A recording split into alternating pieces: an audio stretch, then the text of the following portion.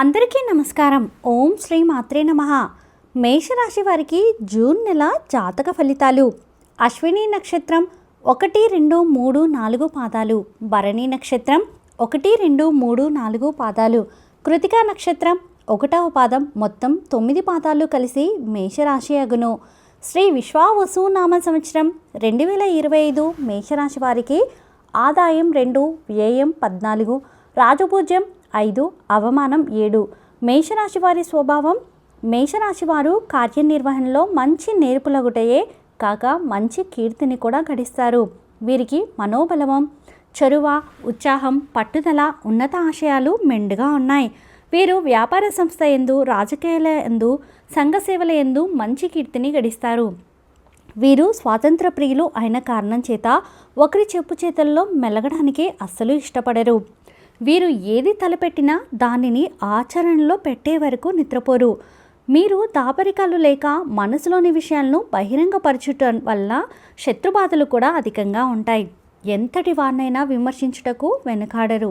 వీరికి జ్యోతిష శాస్త్రము, వేదాంత శాస్త్రాలందు అభిమానం ఎక్కువగా ఉంటుంది. శ్రీ విశ్వావసునామ సంవత్సరం 2025 ఈ రాశి స్త్రీ పురుషులకు అన్ని విధములుగా అనుకూలంగా ఉంటుంది. భాగ్యవాధిపతి అయిన గరుడు 2, 3 స్థానములలో సంచారము ఏ వృత్తిలో ఉన్న వారికైనా ఎట్టి లోటుపాట్లు కలగవు. వీరికి అన్ని విధములుగా తగినంత ఆదాయం చేతికి అందును.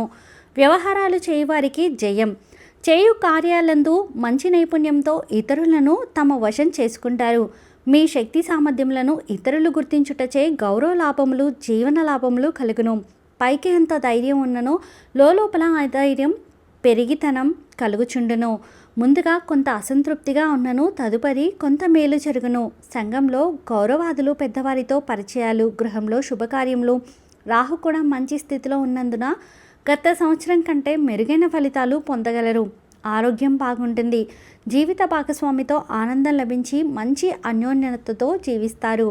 శత్రువులే మిత్రులై సహాయ సహకారంలో అందించగలరు.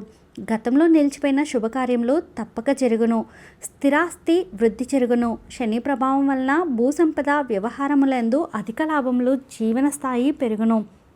సుఖ సంతోషములు కలుగును. ఈ సంవత్సరం ఉద్యోగులకు మంచి కాలమే, యోగదాయకంగా ఉండెను. ప్రమోషన్స్, కూడిన బదిలీలు, అధికారుల మన్ననలు పొందగలరు. కేంద్ర రాష్ట్ర ప్రభుత్వముల యందు పనిచేయవారికి మంచి అభివృద్ధి, గుర్తింపు లభించును. గతంలో ఉన్న కోర్టు కేసుల నుండి విముక్తి లభించును. ప్రైవేటు కంపెనీలు యందు పనిచేయు వారికి శని ప్రభావం వలన మరొక కంపెనీల మార్పు, స్థానచలనం, గృహచలనాలు తప్పవు. నిరుద్యోగులకు ఈ జూన్ నెలలో అవకాశం లభించును. రాజకీయ నాయకులకు గురుబలం బాగుంది. శనిబలం ఉన్నందున అనుకూలంగా ఉండును. అధికారులతో సఖ్యత, ధనవ్యయం తప్పదు. ప్రజల గుర్తింపు ఉంటుంది. కోర్టు కేసులలో విజయం, ప్రజలతో సత్సంబాలు ఉంటాయి. ఏదైనా ఒక పదవి తప్పక లభించును. ఈ నెలలో కళాకారులకు రాజ్యాధిపతి 11 ఇంట ఉండుటచే అంత లాభదాయకంగా ఉండదు. కానీ గురుబలం వలన అవార్డులు, రివార్డులు లభించును. గాయని గాయకులకు నూతన అవకాశములు లభించును. పివి సినిమాల్లో ఉన్నవారికి విజయాలు లభించును. ఆర్థికంగా కూడా బాగుండును. రుణాలు తీర్చగలరు. ఈ జూన్ నెలలో అన్ని రకముల వ్యాపారస్తులకు అనుకూలంగా మంచి లాభములు పొందగలరు. హోల్సేల్ మరియు రిటైల్ వ్యాపారులకు అనుకూలంగా నూతన వ్యాపారాలు ప్రారంభిస్తారు. కాంట్రాక్ట్ దారులకు, గృహ నిర్మాణం చేయవారికి విశేష లాభం. వస్త్ర వ్యాపారం అంతంత మాత్రమే. రియల్ ఎస్టేట్ రంగంలో ఉన్నవారికి విశేష లాభాలు.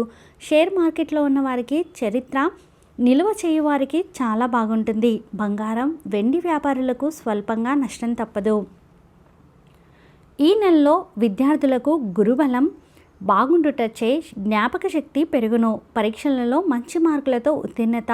ఇంజనీరింగ్, మెడిసిన్, లా, బీఈడీ, ఈసెట్ మొదలగు ఎంట్రన్స్ పరీక్షలందు మంచి ర్యాంకులు సాధించి సీట్లను పొందగలరు. క్రీడాకారులకు మంచి కాలమే. జాతీయ, అంతర్జాతీయ జట్లో స్థానం పొందగలరు. వ్యవసాయదారులకు 2 పంటలు లభించును. శని 11 వెంట ఉన్నందున బాగుండును. మంచి దిగుబడి సాధించి గతంలో చేసిన రుణములు తీర్చివేయుదురు. కవులదారులకు మాత్రం మిశ్రమ ఫలితాలు. స్థిరాస్తి, చేపలు, రొయ్యలు, చెరువులు నిర్వహించే వారికి లాభదాయకమే. మంచి దిగుబడి సాధించి లాభములు పెరుగును. పండ్ల తోటల వారికి నష్టములు. స్త్రీలకు ఈ సంవత్సరం కొంతమేర అనుకూలంగా ఉంటుంది. శని ప్రభావం వల్ల మనశ్శాంతి ఉండదు. ఆరోగ్య ఇబ్బందులు తప్పవు. భార్యాభర్తల మధ్య చిన్న చిన్న తగాదాలు, రాజీ పోవటం మంచిది. ఉద్యోగాలలో ఉన్న వారికి ప్రమోషన్స్ నిలిచిపోయి చదువులకు దూర ప్రాంతాలకి బదిలీలు జరుగును. కుటుంబానికి దూరంగా ఉండే పరిస్థితి ఉంటుంది. విలువైన వస్తువులను కొంటారు. ఆప్త బంధువులను కోల్పోతారు. తీర్థయాత్రలు చేస్తారు. గర్భిణీ స్త్రీలకు ఆపరేషన్ తప్పదు. స్త్రీ సంతాన ప్రాప్తి, వివాహం కాని స్త్రీలకు ఈ సంవత్సరం వివాహం తప్పక జరుగును. మొత్తం మీద ఈ రాశి స్త్రీ పురుషులకు గత సంవత్సరం కంటే మెరుగ్గా ఉంటుంది. గురు శని బలంగా ఉండుటచే కొన్ని వర్గాల వారికి అవయోగం చేయును. మీ శక్తి సామర్థ్యాలు, మీ తెలివితేటల వల్ల కొన్ని కార్యాలు విజయవంతమగును. ఈ నెలలో గత సంవత్సరం అనుకూలంగా లేనందువల్ల అన్ని రంగాల వారికి కొంచెం పర్వాలేదు. ఆదాయంకు మించిన ఖర్చులు చేయుదురు. ఊహించని సంఘటనలు జరుగును. ఆప్తమిత్రులతో విరోధాలు, ప్రయాణాల యందు ఇక్కట్లు, కార్యాలు మధ్యలో నిలిచిపోవుట, ఆరోగ్యం కూడా అంతంత మాత్రమే. ఔషధ సేవ తప్పదు. ధనలాభం, జీవన సౌఖ్యం, ఖరీదైన విలువగల వస్తువులు కొనుట, బంధుమిత్రుల కలయిక, అధికారుల వల్ల లాభాలు, సంతోషకర వార్తలు వినుట, ఆరోగ్యము బాగుంటుంది. గృహ నిర్మాణంలో కలిసి వస్తాయి. మీరు పెట్టిన పెట్టుబడి రాకపోవడం, మీరు ఎవరికైనా సహాయం చేస్తే అది తిరిగి రాకపోవడం, ఇటువంటివన్నీ జరుగుతూనే మీరు కన్న కళ్ళన్నీ కూడా అవ్వకుండా అయిపోతుంది. కానీ మీరు ఎంతో మంచి మనసు కలిగి ఉన్నారు కాబట్టి మంచి అనేది మీకు మళ్ళీ తిరిగి వస్తుంది. ఏ విధంగా ఉంటాయో ఆ విధంగా మంచి అనేది జరుగుతుంది. కాబట్టి దానితో పాటు మీ ఫ్యామిలీని కూడా మిమ్మల్ని అర్థం చేసుకోకపోవడం అతిపెద్ద బాధాకరం. ఫ్యామిలీ మిమ్మల్ని సపోర్ట్ చేయకపోవడం వల్ల, అర్థం చేసుకోకపోవడం వల్ల మిమ్మల్ని మీరు ఎంతో ఎక్కువగా ఒంటరితనంగా ఫీల్ అనేది అవుతూ ఉంటారు. అయితే ఇక నుండి మీరు అలా అనుకోవడం ఆపేయండి. ఎందుకంటే మీకంటూ మంచి రోజులు అనేవి వచ్చేసాయి. మీరు ఎంత ఎక్కువగా అవతలి వాళ్ళ విషయంలో దూరి వాళ్ళకు సలహాలు ఇవ్వాలి అనుకోకుండా కాముగా ఉంటారు. మీకు అంతే మంచి అనేది జరుగుతుంది. ఎవరి పనులు వాళ్ళు చేసుకోవాలి. మీరు మంచి స్థానానికి పోయి మీకు చెడు చేసిన వాళ్ళని కూడా క్షమించే గుణం పెట్టుకొని అవతల వాళ్ళకి హెల్ప్ చేస్తే మిమ్మల్ని ఎప్పటికీ ఎవరు కూడా బాగు చేయలేరు. శ్రీకృష్ణుని భగవద్గీతలో ఇదే చెప్పారు. మనకంటూ ఒక హాని కలిగించినప్పుడు మనస్ఫూర్తిగా వారిని క్షమించండి. కానీ మళ్ళీ అటువంటి మనుషులతో ఎటువంటి లావాదేవీలు కానీ, ఎటువంటి సంబంధాలు కానీ పెట్టుకోవద్దు. టిట్ ఫర్ టాట్ లాగా ఎప్పటి వరకు అయితే మనం ఉంటామో అప్పటిదాకా మన జీవితంలో చెడుకి కారణం మనమే అవుతాము. కాబట్టి మీరు వేరే వాళ్ళ రెస్పాన్సిబిలిటీని వారిని చేసుకొని ఇవ్వండి. మీరు మంచితనానికి పోయి వాటిని మీ మీద వేసుకుంటే మాత్రం చాలా ఎక్కువగా మీరు ఇబ్బంది పడాల్సి వస్తుంది. చూశారు కదా మే నెలలో మేషరాశి వారిది ఎలా ఉంటుంది అనేది. ఇకపోతే హెల్త్ విషయానికి వచ్చేసరికి మీరు ఎక్కువ శాతంగా ఏ హెల్త్ ప్రాబ్లం అయితే ఫేస్ చేస్తున్నారో దాంట్లో మీకు హోమియోపతిలో కానీ ఆయుర్వేదంలో మాత్రమే సొల్యూషన్ దొరుకుతుంది. వాటిని మీరు అప్రోచ్ అవ్వండి. అలాగే ఈ వీడియో మీకు నచ్చితే ప్లీజ్ లైక్ చేయండి. మరికొంతమందికి వీడియోని షేర్ చేయండి. ఫస్ట్ టైం ఛానల్ని చూసిన వారు సబ్స్క్రైబ్ చేసుకొని పక్కనే ఉన్నటువంటి బెల్ ఐకాన్ని క్లిక్ చేయండి. సర్వేజన సుఖినో భవంతు.